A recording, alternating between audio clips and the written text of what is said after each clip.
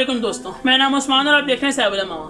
تو آج میں آپ کو ناخن کاٹنے کا سنت طریقہ بتاؤں گا، یعنی کہ پیغمبر نبی صلی اللہ علیہ وسلم ناخن کس طرح کاٹا کرتے تھے، ناخن کس طرح تراشا کرتے تھے۔ چلیں شروع کرتے ہیں۔ تو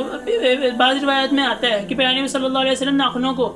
جمعرات کے دن تراشا کرتے تھے، جمعرات کے دن کاٹا کرتے تھے۔ اور پیغمبر نبی صلی اللہ علیہ وسلم ناخن اس طرح کاٹتے تھے کہ دائیں ہاتھ کی شہادت کی انگلی سے چھوٹی انگلی تک، اور پھر بائیں ہاتھ کی چھوٹی انگلی سے انگوٹھے تک، اور پھر دائیں ہاتھ کا انگوٹھا، یعنی کہ پہلے دائیں ہاتھ کی شہادت کی انگلی سے چھوٹی انگلی تک کاٹتے تھے، اور پھر اسی طرح بائیں ہاتھ کی چھوٹی انگلی سے ترتیب سے انگوٹھے تک، اور پھر دائیں ہاتھ کا انگوٹھا کاٹتے تھے۔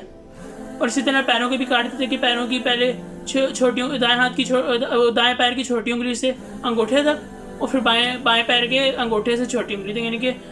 دائیں پیر کی جو انگوٹھی جو چھوٹی انگلی ہے، جو چھنگلی ہے دائیں پیر کی، اس سے کاٹنا شروع کرتے تھے اور انگوٹھے تک کاٹتے تھے۔ اور پھر جو بائیں ہاتھ کا انگوٹھا وہ بائیں پیر کا انگوٹھا ہے، اس سے کاٹنا شروع کرتے تھے اور چھوٹی چھنگلی تک کاٹتے تھے۔ تو اس طرح ترتیب سے کاٹتے تھے۔ تو ہمیں چاہیے کہ ہم جب بھی ناخن کاٹیں تو اس ترتیب سے کاٹیں، کیونکہ اگر ہم ناخن کسی اور طرح، یعنی کہ اگر سنت طریقے سے نہیں کاٹیں گے، کسی اور طرح کاٹ لیں گے تو اس سے کہیں یعنی کہ کچھ فرق نہیں پڑے گا، یعنی کہ کٹ جائیں گے ناخن، جو ہم ناخن کاٹنا چاہتے ہیں ہمارا مقصد پورا ہو جائے گا۔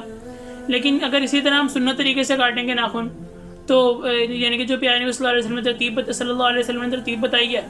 اس طرح کاٹیں گے، اور تو ہمیں اور فائدہ ہوگا، اور وہ فائدہ یہ ہوگا کہ ہمیں سنت کا ثواب مل جائے گا۔ اور پیارے نبی صلی اللہ علیہ وسلم کی سنت کو زندہ کرنا، اور وہ بھی اس زمانے کے جاہلیت کے زمانے میں، یعنی کہ آج کل آپ کو پتہ ہے کس طرح کا زمانہ ہے، تو اس زمانے میں سنت کو زندہ کرنا